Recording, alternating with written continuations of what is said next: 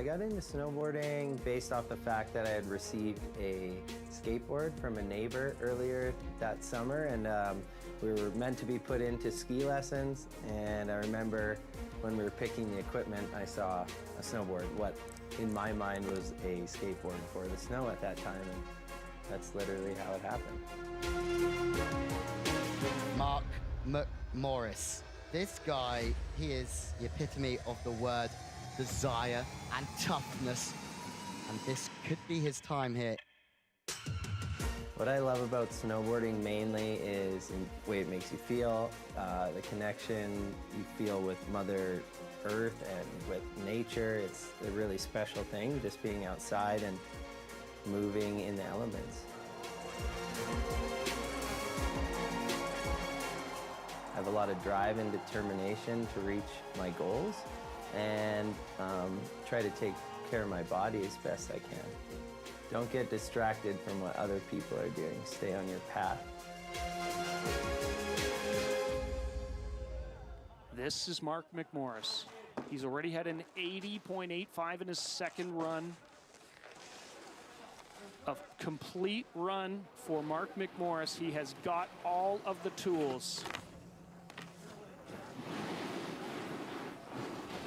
Cab 1 back to 270 out. Switch backside 270 here right between the bindings.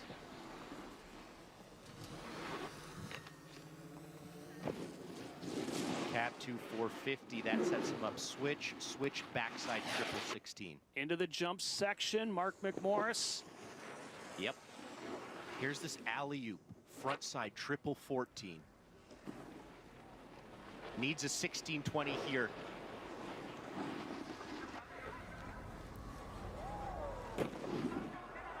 Gets it! Mark McMorris stops the landing! Does he climb onto the podium, and if so, how high?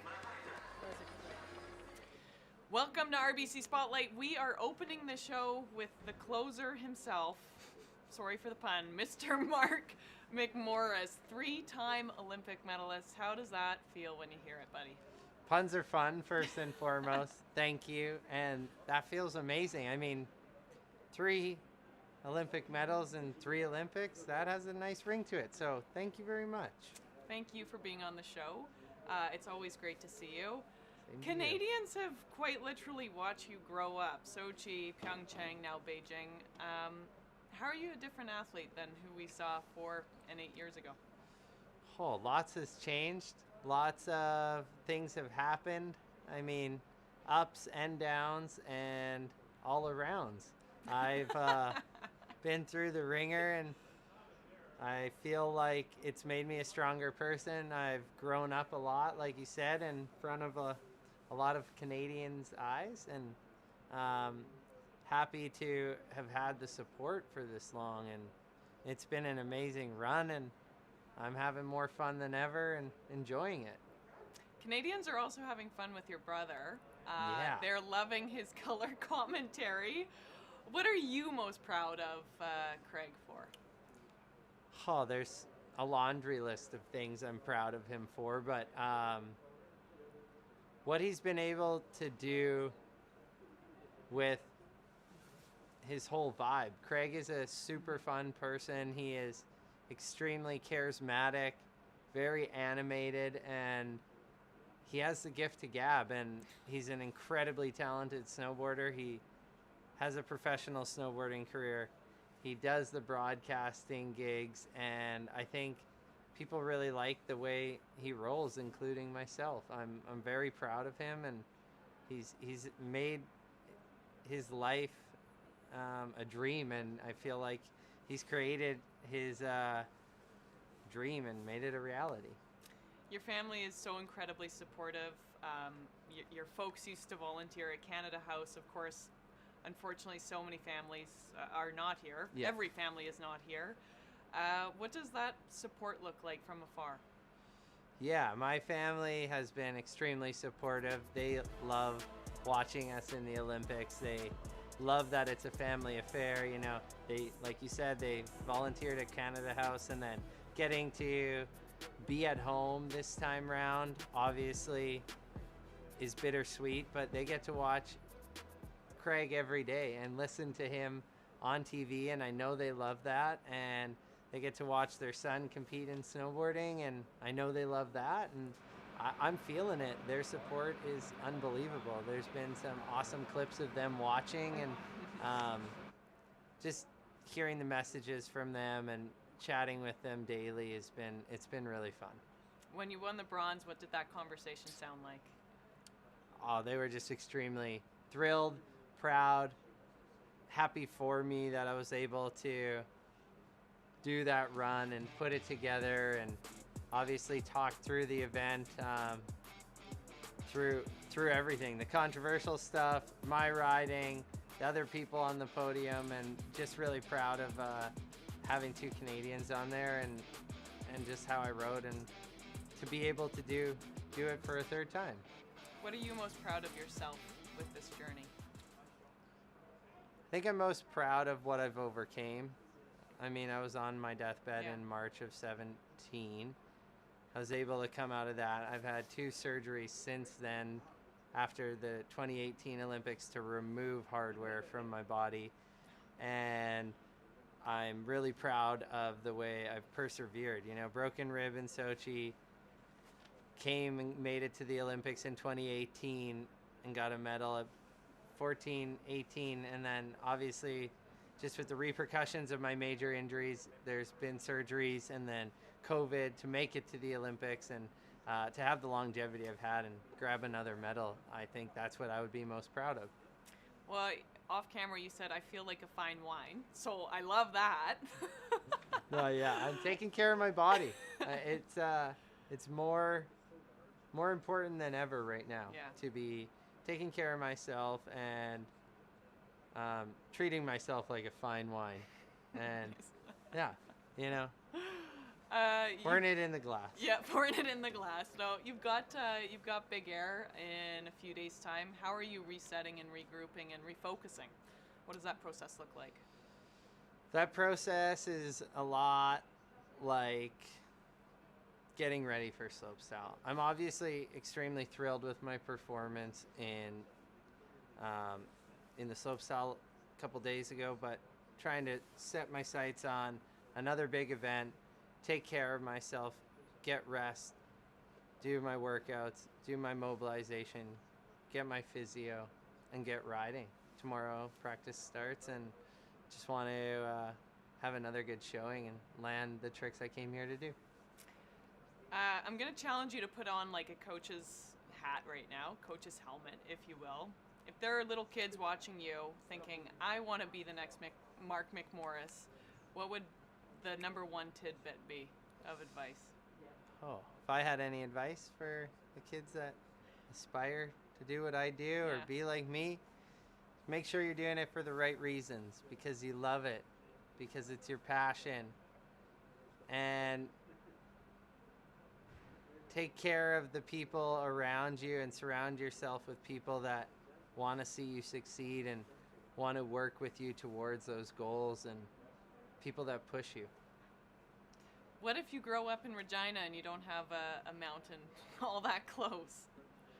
Create your community. Find the people that are interested in the same things as you. And I mean, if you really, really want it, you can do it like I did, where you learn the proper fundamentals on a small hill. If you look at some of the best snowboarders in the world, most of the best snowboarders in the world, they don't come from Whistler or crazy perfect mountain places. They come from vertically challenged places or really icy places or things like that. So when it's not a handout, you got to go get it, and sometimes that's the best recipe. This is your Oscar moment. I'd love to just know who you'd like to thank and who has made this dream all possible. Oscar moment. Yeah. My friends, my family, my sponsors, Canada for having my back forever and always, and thank you, snowboarding. It's the gift that keeps giving. Amen, sister. What does success look like for you in Big Air? Success for me in Big Air, landing the tricks I want to do. I have a good plan for the qualification to 1620s in different directions. if I execute those well, should be no problem to move into the finals. And I would love to step that up a little bit. I have a trick that would do so. I mean, it's 2 out of 3, both different directions. If I land those 2 tricks, I would be extremely thankful and happy. And I mean, it would be pretty hard for it not to be standing on the box with those. So a podium would be nice, and you never know. With these judges, you might end up in gold. Thanks so much for dropping by the RBC Spotlight space. That was like, I feel like we need to end that like this. Hey. Yeah. Let's Thanks go. so much, Mark. Thank you. Thank you. Mike Evelyn was born on ice. After a hockey career skating away as a forward, he joined Canada's bobsleigh team in 2018 thanks to RBC Training Ground. I was always a one-sport athlete. I was always a hockey player. I played all the way up until university. I got my education at Dalhousie University playing hockey.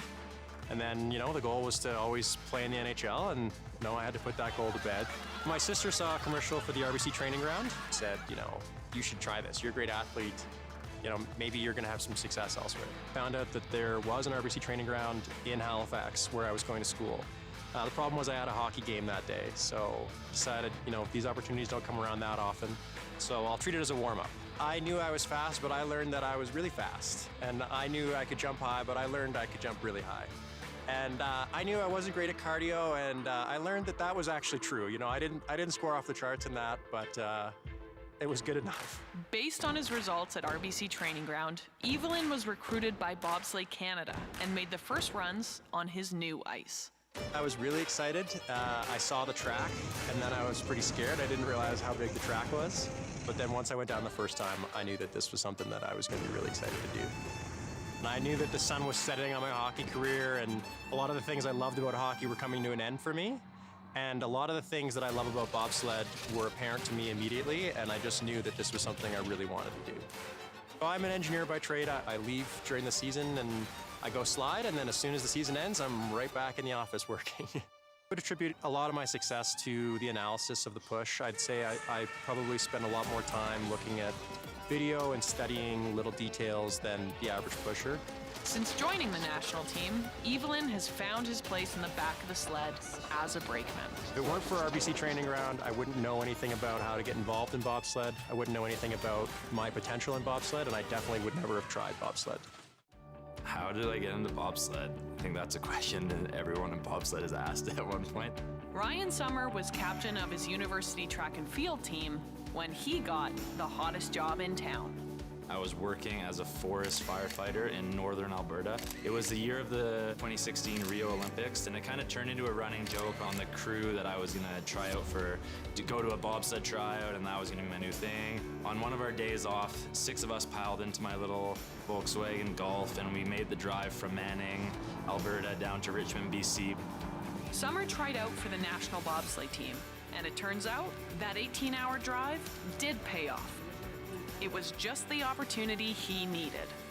I got an email from the Alberta bobsled team and asked if I wanted to come and do a tryout in the ice house, and I kind of didn't look back after that. I fell in love with the sport. I was in Whistler like a week later sliding on the fastest track in the world.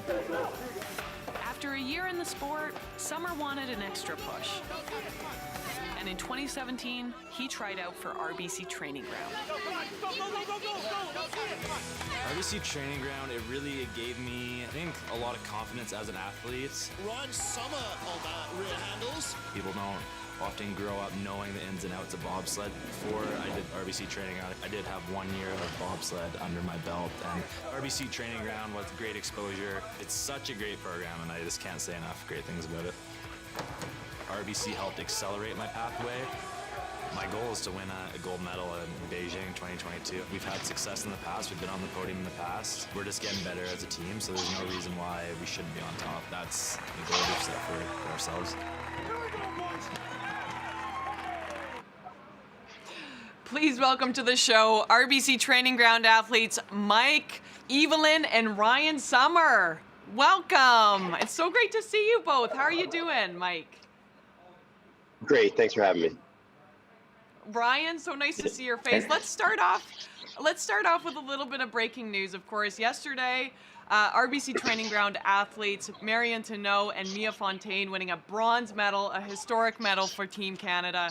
How cool is it just to see so much success come out of the training ground program, Mike?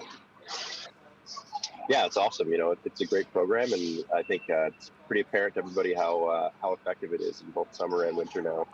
It's awesome to see. You both have the privilege of coming in a little bit earlier and then competing later during the game. So I'd love to know, Ryan, what have you been doing just to keep loose? What's the vibe of the Village and Team Canada right now? Yeah, well, we came in quite early. We were some of the first athletes here. We came in on the 27th, and I don't race until February 19th and 20th in China. So we've just been keeping busy. We've been watching some of the events now that the events have started. We've still been training. We've had a couple days sliding on the ice, but the environment's really cool, being around other athletes with COVID protocols, of course, but it's been really fun. Just supporting everyone who's going out and racing or doing their events. It's really special. You obviously have a special someone here, your fiance. Have you gotten to see any of Blair's games? Of course, Blair Turnbull on the women's hockey team. Yeah, I got down to the Canada-US hockey game the other day. They got the 4-2 win over the States. So it's a great rivalry game, so it's always nice to see them on top. But they play again tonight against Sweden, so it should be an exciting game to watch. And I'm rooting for her and the rest of the team as they go through the tournament. Ooh, you could be an analyst, but maybe a second career there. Yeah, let me know. Mike, I'll call my people. Mike, how does the ice feel? Yeah, it's great. You know, this track is very smooth. We call it low pressure in bobsled. It means it's a little harder for the pilots to drive precisely, but the brakeman in the back, it means it's a nice, quiet, smooth ride. So it's easy for us and frustrating for them. So it's great in the back. So both of you, of course, as we just saw, come from different sports, track and field and hockey, respectively. Ryan, I want to go to you. How has track helped you in your bobsleigh team? And then Mike, I'd love to hear how hockey has been transferred over. Yeah, I think coming from track and field, I was a shot put and discus thrower. It was very similar training in terms of the weight room component, very similar power, explosive movements.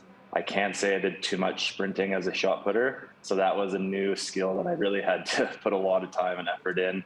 I'm really thankful for my teammates and coaches that I've worked with who've kind of taken me from walking into running. But I think it's not even just the training. I think it's the characteristics and kind of qualities you pick up as an athlete.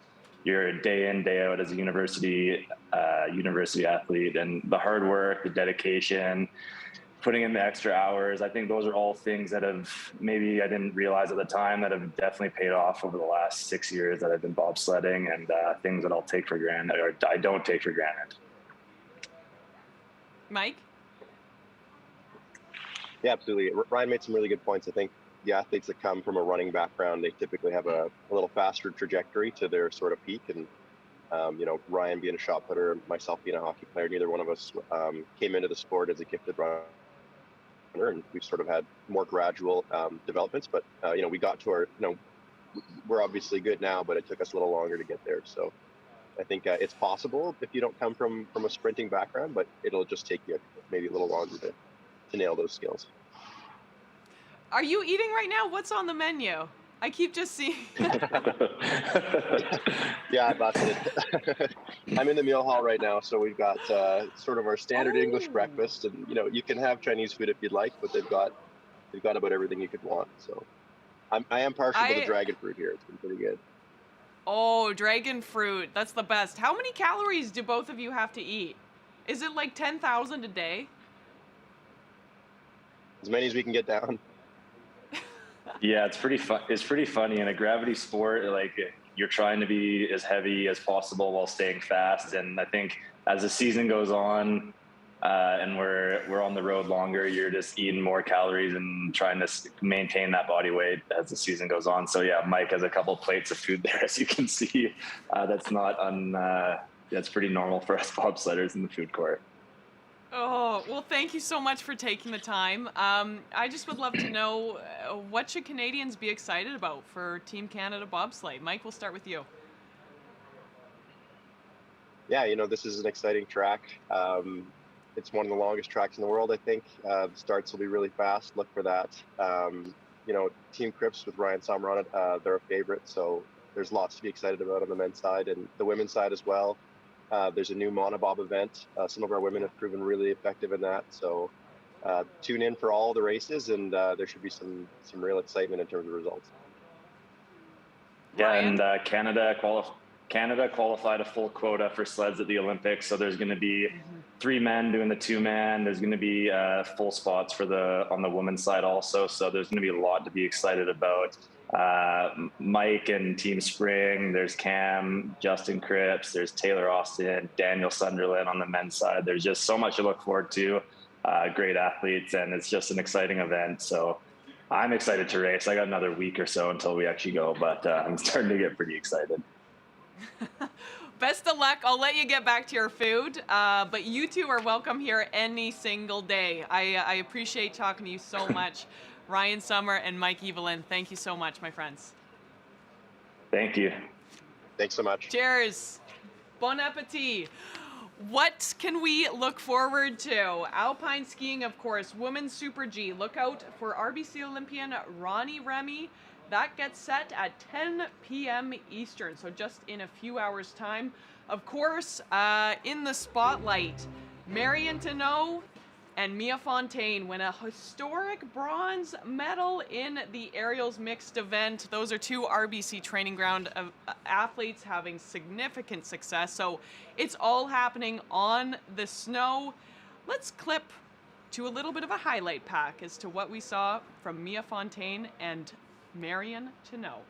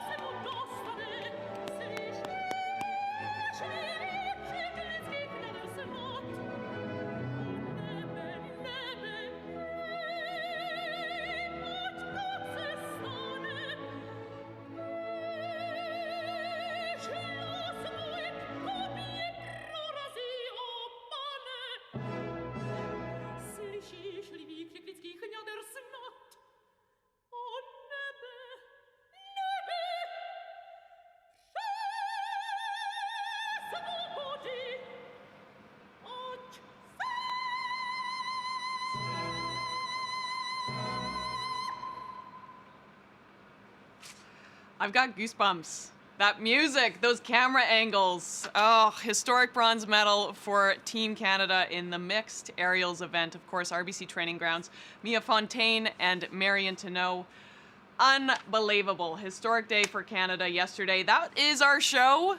It's day 7 of the Winter Olympics. We'll be back here tomorrow, 8 p.m. Eastern on all CBC digital platforms. Again, we want to hear from you. Let me know who you want to hear from. This is all about you. It is my pleasure to be hosting this show. See you tomorrow.